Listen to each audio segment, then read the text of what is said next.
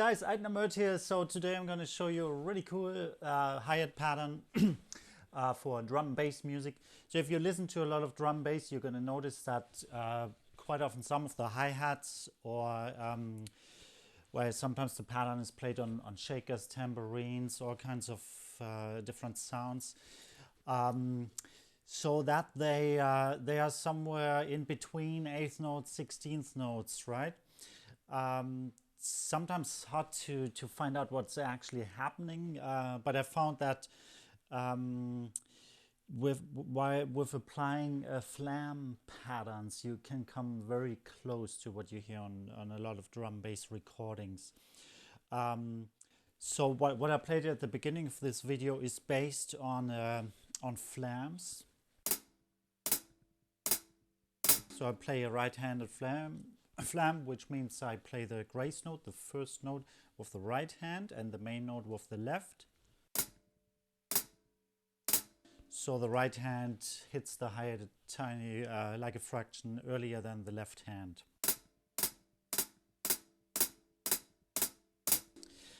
So the basic groove pattern that's happening here goes like this.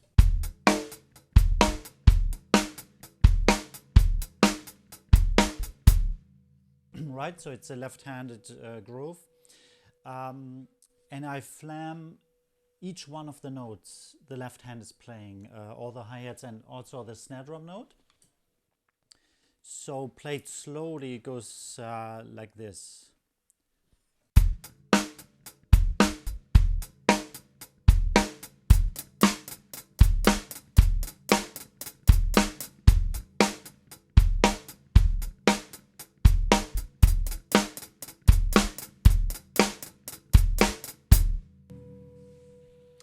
Alright, so if you want to get started with that, try to bring your flam skills up to the tempo you need. So, like I said, I stick with the right hand flams for this pattern because it enables me to hold the steady time. That's one of the crucial things if you want to apply this groove. You cannot let the flam movement get into the way of the steady groove, right? That's like when you start playing this pattern, you're going to notice right away it's going to try to screw with your timing. So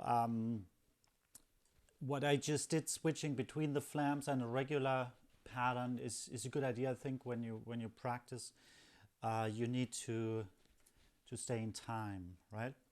Other than that, just, practice pad, snare drum, hi-hat, wherever, practice your flams.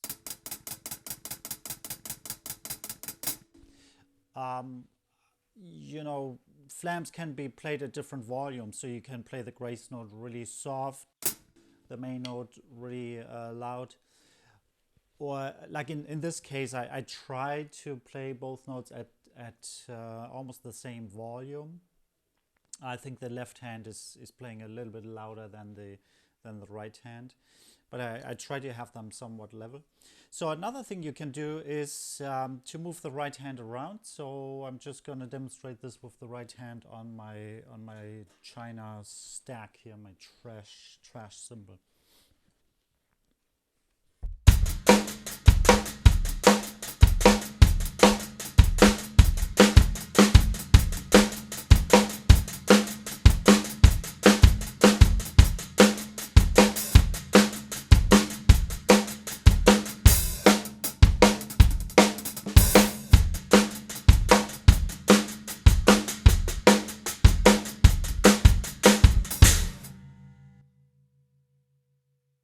Right, so if you have something cool set up on the right side of your kit, you can try that.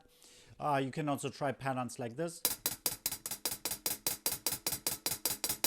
right, where the right hand is playing on the bell of the cymbal, so you get a higher pitched sound.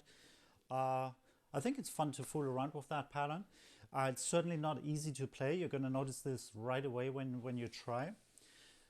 So work on your flams, which is good for your general drumming anyways, and then set the metronome. Well, in drum bass you want to be above 170 BPM. You might want to start a little bit lower than that. and make sure that you stay in time. All right, have fun with that pattern. See you next time.